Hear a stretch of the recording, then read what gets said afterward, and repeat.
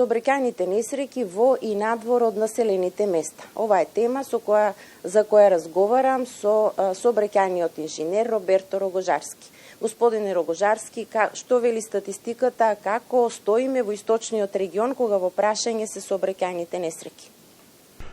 Па вака, најпрво поздрав до гледачите. Би сакал да спомнам најпрво зошто е причината за овие давање на податоци. Значи, секоја трета недела во месец ноември, ден недела е прогласен за ден на жртвите во сообраќајот.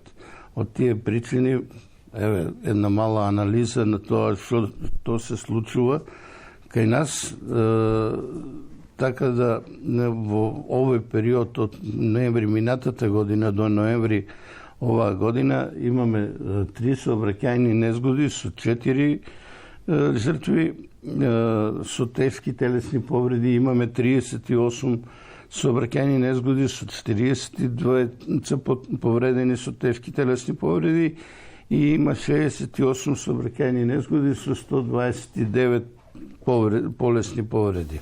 Во однос на претходниот период? Во однос на минатата година имаме подобрување, значи во однос на 2023 година во однос на жртвите имаме 7 сообраќајни незгоди со 9 жртви.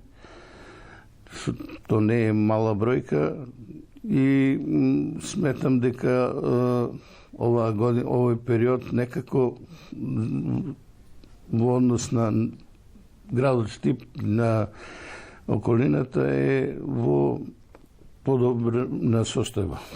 Секоја жртва, па макар и една да е годишно, е голема загуба. Што е причината за да се случуваат, ајде прво во градските средини сообраќајните несреќи? Дали нашите улици се проектирани на начин да нормално функционира сообраќајот, без при тоа да се доведуваат сите учесници во сообраќајот во некаква опасност? Па, видите, најболното прашање во сите општини е организирањето на сообраќајот, така што сметам дека многу малку се присутни стручните лица во креирање на сообраќајот и очекувам дека градоначалниците, новите власти ќе преземат мерки и ќе се обратат до стручните лица кои треба да ги дадат своите мислења во однос на тоа како да биде креиран сообраќајот во општините. Би ве запрашала и за овој експресниот пат Штип-Кочани. Тој е најнов, најмодерен, меѓутоа е и делница сообраќајна каде за жал најчесто се случуваат сообраќајните несреќи во источниот регион. Зошто е тоа така кога се работи за најсовремен експресен пат? Па видите, според мене проблемот се наоѓа во субјективниот фактор, најчесто се луѓето.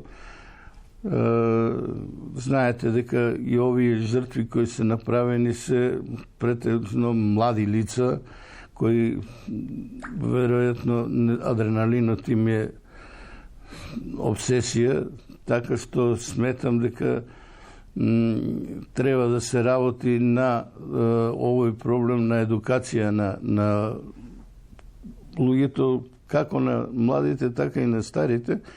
Значи, во дадени моменти тој адреналин им прави проблем на сите, вклучувајќи и нас. Сметам дека луѓето во иднина ќе се освестат и ќе сватат дека ние жртвите кои се прават се тие наши граѓани, наши луѓе кои не обкружуваат и едноставно не е добро да гледате некои своји луѓе, да не речам по бандерите, да ги гледате, затоа што се повеќе и повеќе возила, се повеќе густ сообраќај, како што можете да приметите, и тоа допринесува за лошата слика на сообраќајот. Ви благодарам за одвоеното време, а овде се одјавувам. Тоа беше се во второто линковско вклучување од Штип.